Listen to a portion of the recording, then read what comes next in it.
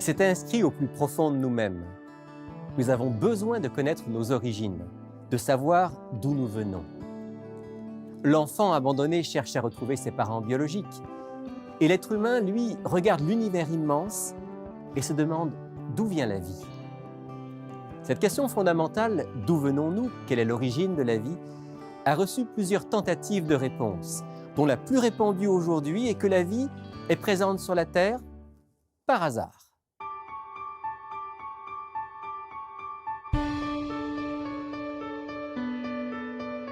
Il est écrit, une émission présentée par Rémi Ballet.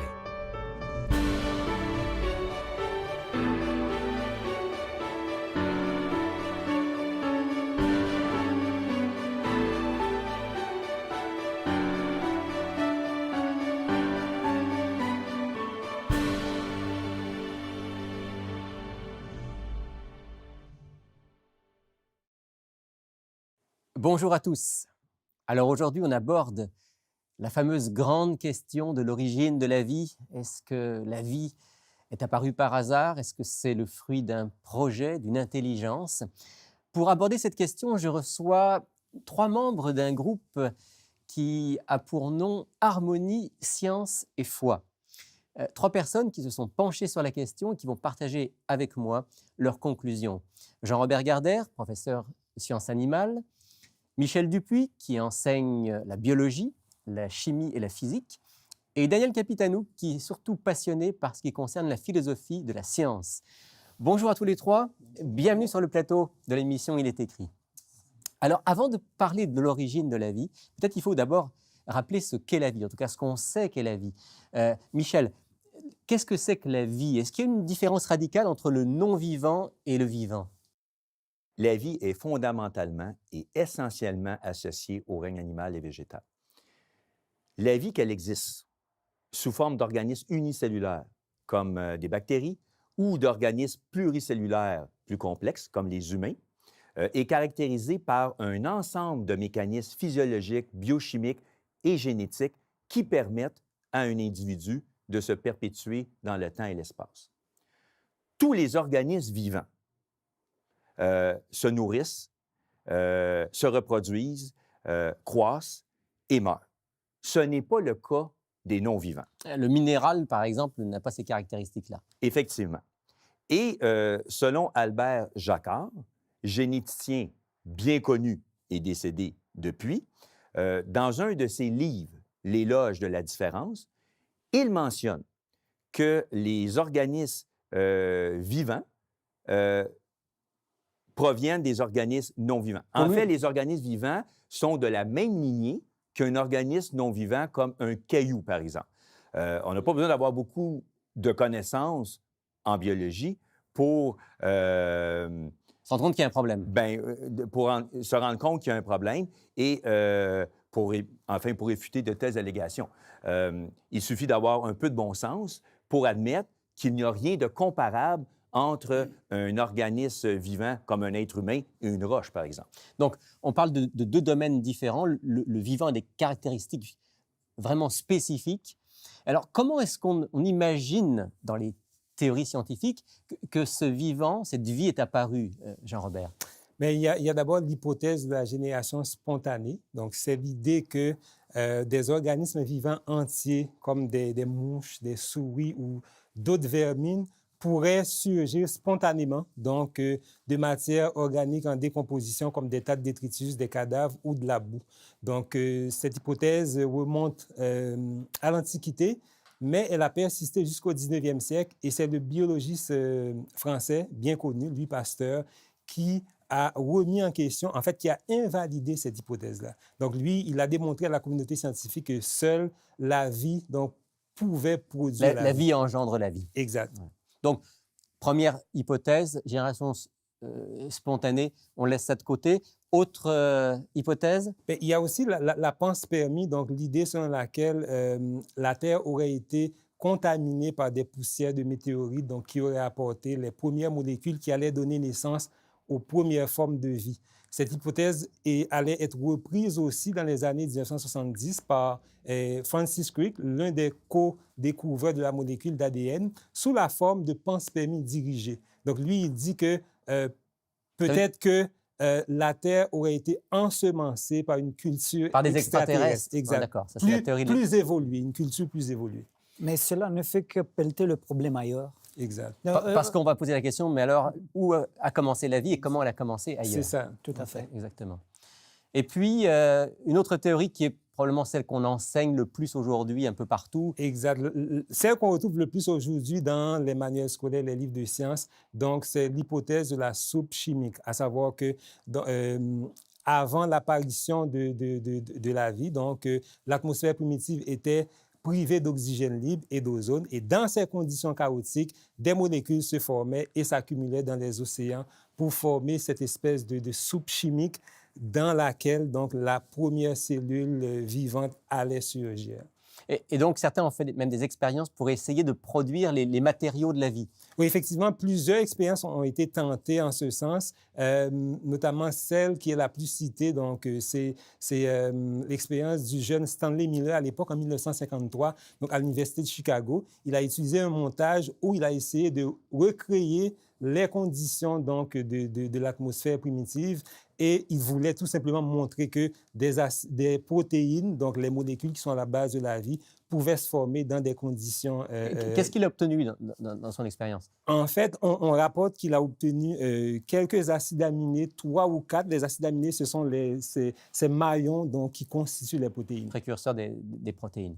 Mais il n'a pas obtenu de protéines, encore moins la vie.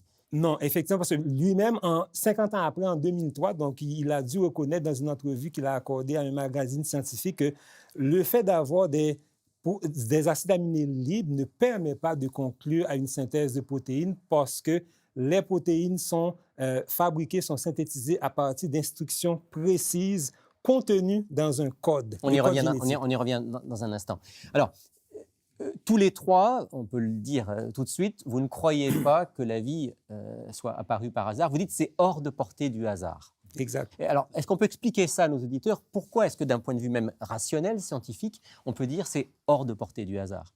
Si on prend l'exemple des protéines que j'ai mentionnées tantôt, une protéine, c'est une chaîne. Donc, à l'image, par exemple, d'un collier de perles, donc imaginez que chaque perle dans le collier représente un acide aminé. Mais ces acides aminés sont placés dans une certaine séquence prédéfinie dans le code génétique et des calculs de probabilité ont été faits pour montrer que ça ne peut pas provenir du hasard, c'est-à-dire que les instructions donc, sont précises et les instructions doivent amener à la synthèse de la bonne protéine. Il est hors de question, scientifiquement parlant, qu'une protéine donc, ait pu se produire, se synthétiser au hasard. Jean-Robert, vous parlez d'instructions données pour la protéine. Ça veut dire que derrière la protéine, il y a autre chose? Oui, derrière la protéine, il y a tout un programme qu'on pourrait appeler même un programme informatique, même un peu plus complexe que ça. Et ce programme-là, c'est le code génétique ou la molécule d'ADN. Code génétique, molécule d'ADN. Michel, est-ce qu'on peut expliquer en quelques mots ce que c'est justement cet ADN et pourquoi c'est quelque chose d'extraordinaire? Oui, effectivement. Mais avant de parler de l'ADN, ça serait bon de parler de la cellule, puisque l'ADN est compris à l'intérieur de la cellule. Et la cellule est l'unité de base de tous les organismes vivants sur cette planète. La cellule a les mêmes fonctions qu'un organisme vivant. Donc, des fonctions de nutrition, de respiration, de production d'énergie, de croissance, de reproduction.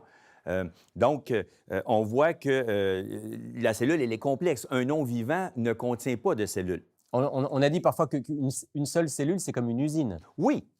Et voilà, on peut comparer effectivement une cellule à une usine et avec plusieurs départements à l'intérieur, comme par exemple un centre de contrôle qui coordonne les différentes activités industrielles, un centre de production d'énergie et d'élimination de déchets, un centre de production de substances et le transport de celles-ci. Il y a même un laboratoire de produits chimiques et une frontière pour permettre les échanges avec le milieu extérieur. Donc, une cellule est très complexe et pour que la cellule soit fonctionnelle, il faut que toutes ces structures soient coordonnées et agissant en même temps. S'il y a la moindre anomalie ou le moindre dérèglement au niveau de ces structures, bien, la cellule n'est plus fonctionnelle et elle meurt. Donc, une très grande complexité. Oui, non, et je peux vous citer un texte de Richard Dawkins. Alors, Richard sur la Dawkins, on cellule. le connaît bien. Lui, c'est quelqu'un qui croit complètement à l'évolution par hasard. Effectivement. Et il Donc, nous dit quoi, M. alors, Dawkins? Richard Dawkins, il mentionne dans un de ses livres ceci, concernant la cellule, les sujets et les phénomènes décrits dans un livre de physique sont plus simples qu'une seule cellule du corps de l'auteur du livre. Et on retrouve des milliers de milliards de cellules dans le corps de l'auteur, organisées selon une précision mathématique pour former cette machine capable d'écrire des livres. Alors, on voit que la complexité de la cellule, et ça ne peut pas être le fruit du hasard. Et ça, c'est rattaché à l'ADN. Oui, Est-ce qu'on peut expliquer en 2 mots ce qu'est l'ADN? effectivement.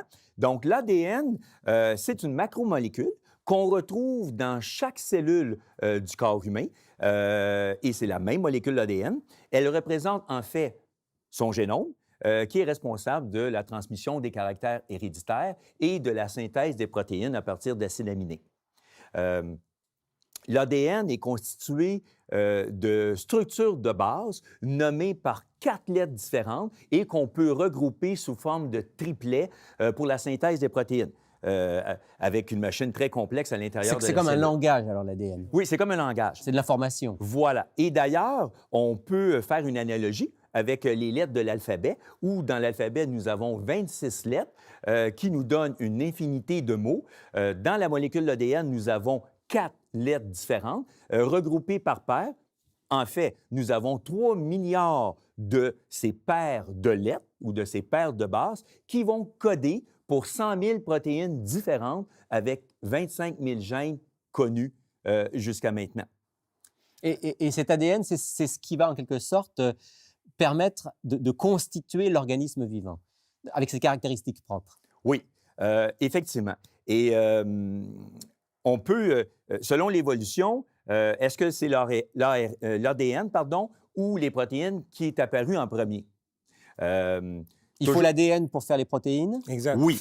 Alors, selon Albert Jacquard, les systèmes synthèse protéique et apparition de l'ADN ont dû évoluer séparément, alors que c'est complètement faux. Il faut croire au miracle pour... Voilà, pour ces ça. systèmes doivent être bien présents en place puisque c'est l'ADN qui code pour les protéines.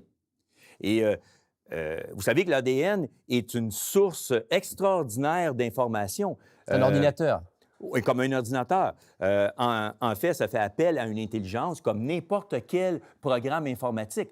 D'ailleurs, l'ADN est de loin le programme le plus complexe que tout informaticien a pu créer jusqu'à maintenant, selon Bill Gates, fondateur de Microsoft. Ça voudrait dire que simplement cette macromolécule d'ADN est plus complexe que ce que nous avons, nous, avec notre intelligence, pu concevoir jusqu'à aujourd'hui. Évidemment, Difficile à partir de là de penser que c'est simplement le produit du hasard. bien sûr. Et forcément, ça a amené, je me tourne vers vous, Daniel, parce que vous vous intéressez à la philosophie de la science, ça a amené donc des scientifiques et des philosophes à revoir leur compréhension de l'origine de la vie. La découverte de la molécule ADN a eu le même effet que la découverte du fait que la Terre n'est pas au centre de l'univers, n'est pas même pas au centre d'un système solaire, elle gravite autour du Soleil. C'est le même choc. Une révolution. C'est tout à fait une révolution. Et les penseurs matérialistes dialectiques, les penseurs athées ont dû se poser sérieusement la question de l'apparition, de la probabilité de l'apparition de ce miracle qu'on appelle la molécule ADN, qui, dans le fond, gère tout ce qui est au monde vivant. Parce qu'en fait, vous parlez de probabilité mathématique, ça se calcule, ça. Oui. En 2003, il y a eu un expériment commandité par le Conseil britannique de l'art. Puis, ils ont fait des expériments dans la vraie vie concernant la probabilité. Il existe un, soit dit, théorème du singe selon lequel si on laisse dans des cages de singes, des machines à écrire, ou bien des tastatures d'ordinateur, et vont finir plus tôt ou plus tard à écrire une œuvre complète de Shakespeare. Alors l'idée, c'est on met un singe devant un clavier d'ordinateur, il tape au hasard, et si on lui donne suffisamment de temps, il va arriver à écrire un texte. C'est ça le théorème? L'hypothèse de départ. Le problème, c'est que est-ce qu'on a assez de temps pour faire cela? Un scientifique au nom de Gerald Schroeder s'est penché sérieusement sur cette question. Il est rendu à des conclusions assez hilarantes concernant la probabilité mathématique d'arriver, par exemple, par hasard, à taper juste une petite sonnette de Shakespeare qui comporte seulement 14 lignes, ça veut dire autour de 488 caractères. Donc, un poème de Shakespeare, 488 caractères. Oui. Et la probabilité qu'un singe puisse au hasard le taper, c'est de quel ordre? Probablement que ce n'est pas tout le monde qui comprend le chiffre. Moi, je pourrais vous donner le chiffre, c'est le 10 suivi de 690 zéros. Mais pour faire ça plus simple, c'est comme si tout l'univers serait rempli, au lieu de particules fondamentales, d'ordinateurs qui roulent avec une millième de seconde une ronde d'opérations complexes.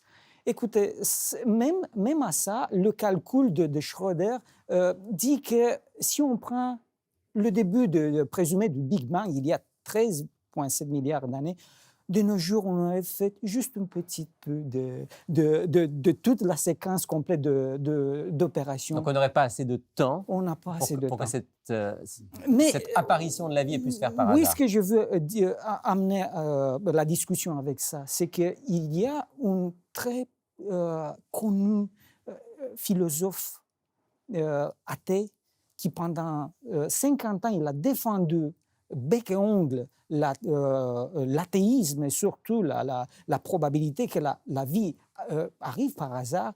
Son nom est Anthony Flew. Anthony Flew, oui, bien connu. Et le choc devant la probabilité mathématique que la vie arrive par hasard a été tellement forte que non seulement il a dû changer d'idée, mais il a félicité le scientifique Schroeder pour sa brillante réfutation du théorème du singe. Et Anthony Flew, pour autant que je sache, a écrit, avant sa mort il y a quelques années, il a écrit un livre qui a été aussi une onde de choc, dans laquelle il exprimait que maintenant, il croyait en l'existence d'un Dieu, d'un créateur. Très brièvement, il dit que l'image qu'il a présentement de la science est trop complexe pour ne pas dire qu'en arrière de notre univers et de la vie ne soit pas un créateur extrêmement génial et brillant et doté d'un pouvoir inimaginable. Il faut une intelligence extraordinaire, il faut une puissance extraordinaire pour expliquer la plus petite cellule, à plus forte raison, l'ensemble des organismes vivants sur cette Terre. Tout à fait. C'est la conclusion à laquelle on arrive. Simplement, si on utilise le bon sens et la science d'aujourd'hui. J'aimerais vous poser une question un peu plus personnelle, peut-être en terminant cet entretien. Pour vous qui êtes scientifique et qui est arrivé à la conclusion qu'il y a un concepteur, qu'il y a un créateur, qu'est-ce que ça change? Qu'est-ce que ça change dans votre perception du monde, dans votre perception de vous-même? En quoi est-ce que le fait de croire en un Dieu créateur change la manière de penser et d'être? Qui voudrait répondre? Bien, moi, personnellement, c'est sûr que la plupart des biologistes évolutionnistes, quand ils observent les organismes vivants, ils ne peuvent pas s'empêcher de penser à l'idée d'un projet, d'une finalité. Donc, mais ils disent que c'est une apparence. Donc, on sait très bien que ce n'est pas une apparence, c'est une réalité. Donc, pour moi, c'est sûr que c'est réconfortant de savoir que je ne suis pas le fruit d'un hasard aveugle. Donc, je fais partie d'un plan, d'un projet. Donc, l'idée que j'ai un créateur, ça me réconforte. Ça donne un sens à la vie. Ça donne un sens à mon existence et puis à l'existence aussi de tous ceux qui m'entourent, dans le fond. Michel? Bien, pour ma part, le fait de croire en un Dieu créateur donne un sens à ma vie et l'espérance d'une vie éternelle, ce que l'évolution ne peut malheureusement pas me donner. c'est très intuitif que nous avons des bouts. Il y a toujours une finalité à toute chose. Pour moi, ça explique mieux ce besoin de finalité que nous avons finalement. Oui, puis dans le fond, qu'est-ce que ça fait dans ma vie? Ça facilite la compréhension d'un tas de choses qui sont extrêmement complexes, mais qui sont devenues plus cohérentes.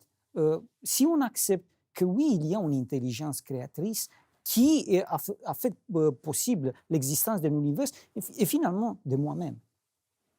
Merci à tous les trois. On va se retrouver la semaine prochaine pour poursuivre notre réflexion ensemble. Plus la science avance, plus nos connaissances avancent, et plus la complexité extraordinaire de la vie se manifeste sous nos yeux. L'évidence est celle qu'Anthony Flew a lui-même reconnue. Il y a un concepteur. Il y a un génial concepteur d'une puissance infinie qui a créé la vie. Cette conclusion auquel arrivent aujourd'hui certains scientifiques était déjà celle des penseurs et des prophètes d'autrefois. Et je pense à ce texte du prophète Ésaïe, au chapitre 40, à partir du verset 28. « Ne l'as-tu pas reconnu? Ne l'as-tu pas entendu? C'est le Dieu d'éternité, l'Éternel, qui a créé les extrémités de la terre. Il ne se fatigue ni ne se lasse. Son intelligence est insondable. »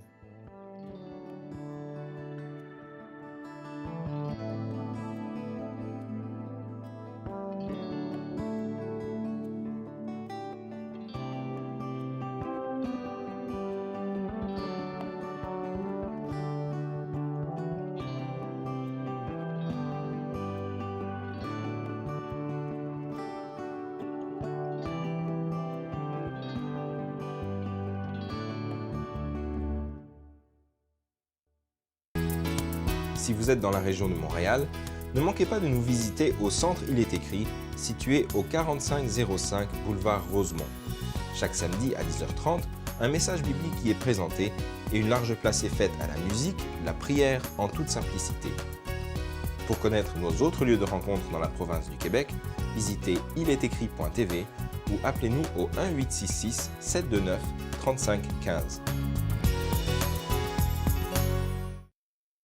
Un sujet intéressant, un petit peu compliqué aujourd'hui, mais un sujet que vous pourrez approfondir en profitant de notre offre de la semaine que va nous proposer, comme d'habitude, France. Bonjour France. Bonjour Et Rémi. bonjour Sylvain. Bonjour. Bonjour Sylvain.